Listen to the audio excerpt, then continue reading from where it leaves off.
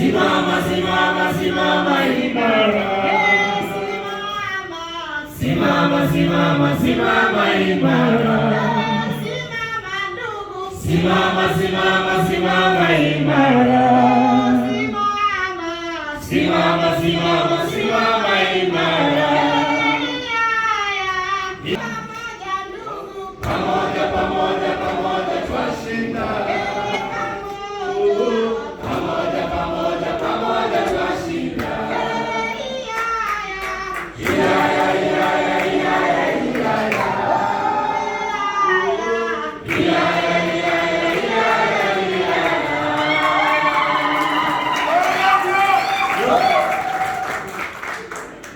Viva Wazalendo, viva! Viva!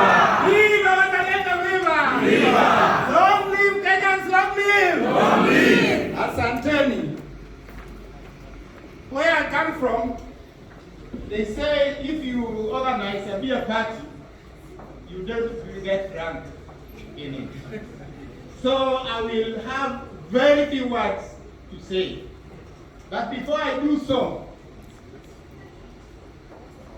between the pages of this book, there is somebody Kenyans have been asking.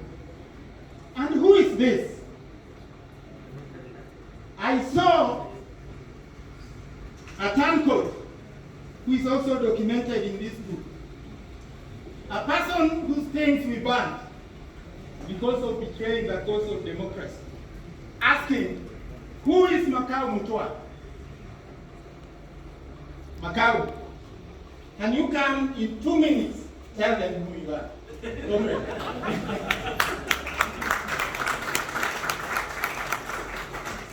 Viva Macau, viva! Viva!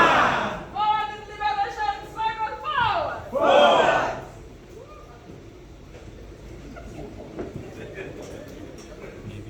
Thank you very much, Odro. It would not be appropriate for me to tell you who I am. But what I will say is this. A couple of months ago, Odro told me that he was writing a memoir, an autobiography.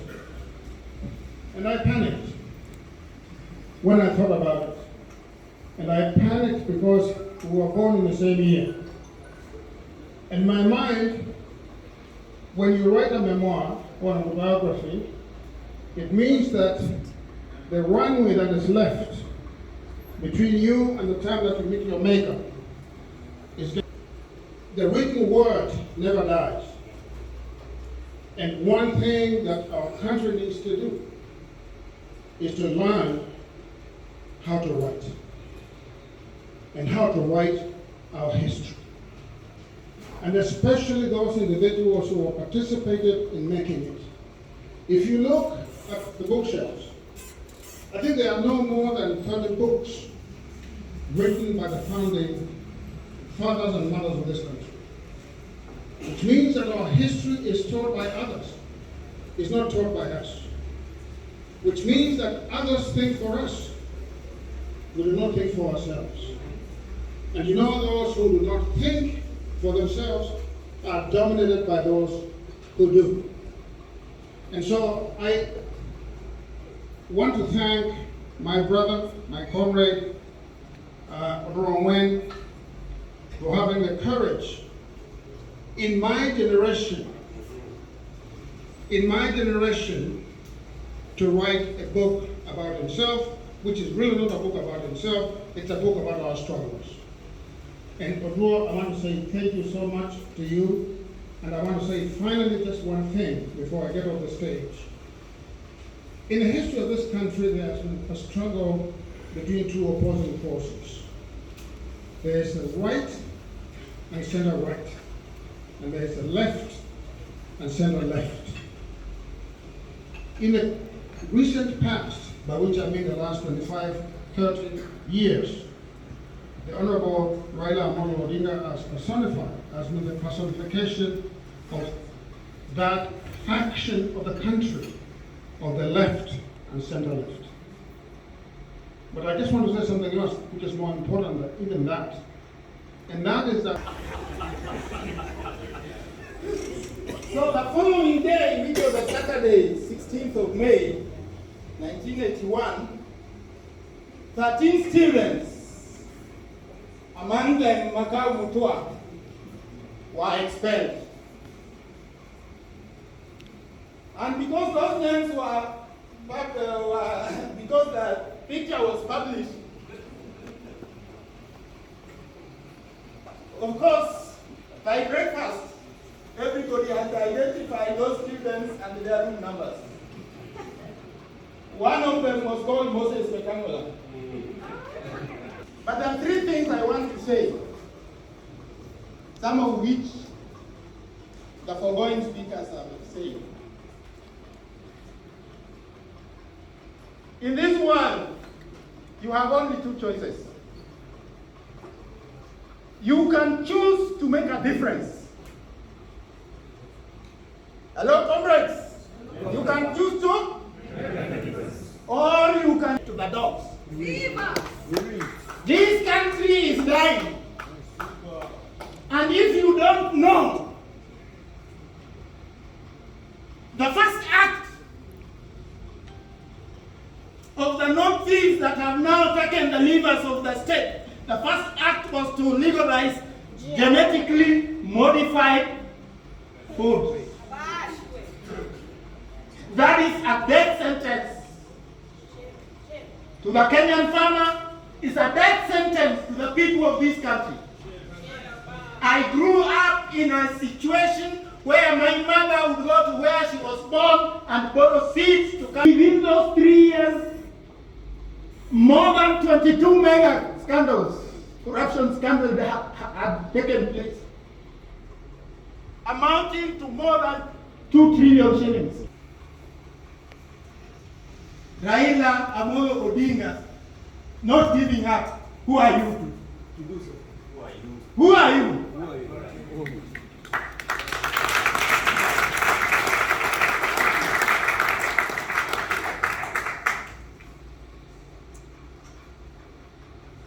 Somebody.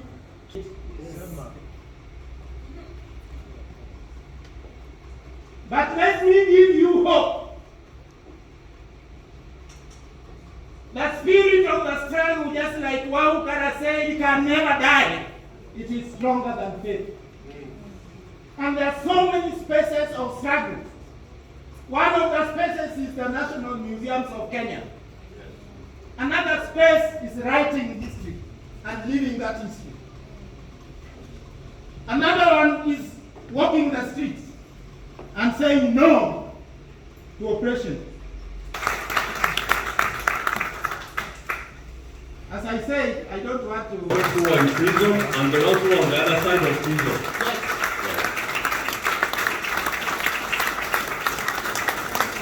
Very good. No, I'm including, hello, just including the young ones here, because they were also on the other side of prison. Yes.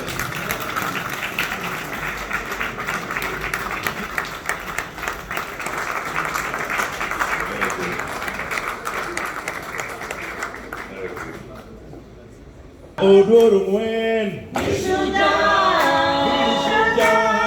Odoro wetu Nishuja Yamana tunasema Nishuja Yamana tunasema Nishuja Yamana tunasema Nishuja Yamana tunasema Nishuja Nishuja na wazalendo Nishuja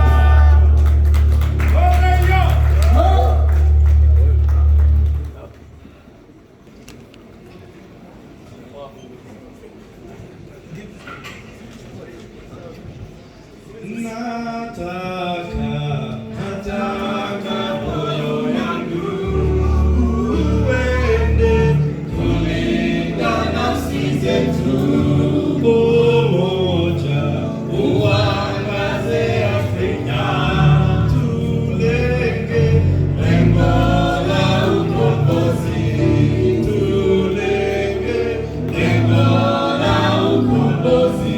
Raila Odinga alitoa roho yake iende kulinda nafsi zetu. Ndugu Yusufu alitoa roho yake iende kulinda nafsi zetu. Uangaze Afrika, tulenge lengo la ukombozi, tulenge lengo la ukombozi, tulenge lengo la ukombozi.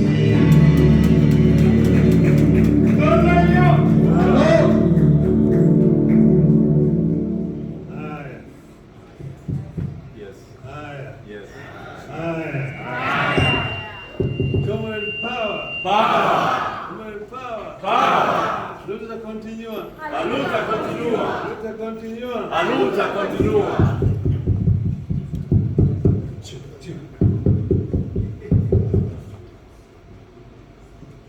Hello, hello. Yes. Hello, hello. Yeah. It's now more audible, eh? Yeah. Ladies and gentlemen, Amjambo. Amjambo tena. Oh, this is a wonderful evening. I listened to several comrades here.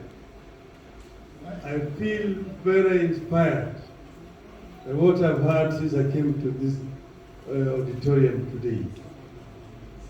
I listened to Wahoo talk like a true revolutionary. Yes. And I got very, very encouraged. We have come here today to launch a book stronger than faith. That's well. As you can see, I'm the one who wrote the forward to that book. So can I show you, I've read it from Genesis to Revelation. It is a chronicle of historical facts about our country. It has stated where we've come from and where we're going. I've said before, and Macau repeated it, that from independence right through there have been two forces pulling in opposite direction in our country. One, the forces of retention of the status quo versus the forces for change and development. This struggle has been consistent right from the word go up to now. It has sometimes been peaceful, sometimes it has been violent. It has cost lives for people sometimes. It's against that background that you can explain several historical facts that have taken place in our country. Assassination of P. Gama Pinto in 1964, assassination of Tom Mboya, James Kariuki, and so on forth and so forth. The political detention that took place from the 60s going upwards. At the before independence, the nationalist movement brought our people together to fight for independence from British colonialism. That was a massive movement that united all our people irrespective of their ethnic backgrounds. But immediately independence came, then the differences emerged. The neo-colonial state was recreated. Some colonial laws were introduced in our statute. The nationalist movement split on the issue of land, which is essentially what the main reason for struggle for independence. The issue was, how do we treat the issue of land? There are those who said, the British came and said, the settlers are trying to leave the country. We are ready to give you a loan to buy the land of the settlers, which had been occupied by the settlers. The nationalist movement was split in this. Those who said, yes, let us take the loan and buy the land to settle our people. Those who said, why should we buy our land from the British? They took it for free. They farmed it for over 60 years. If anything, they're the ones who should pay us compensation. Those forces who said, let us buy, were called the moderates, the pro-capital. The names are known. Those who said, no, let's take the land, those are the extremists, the communists. That is what started the struggle for change and retention of status quo. It has been very consistent. So the world has actually tried to explain it so well in the book. Now I've seen Odwul has got two area there. His father is 31 years older than his mother.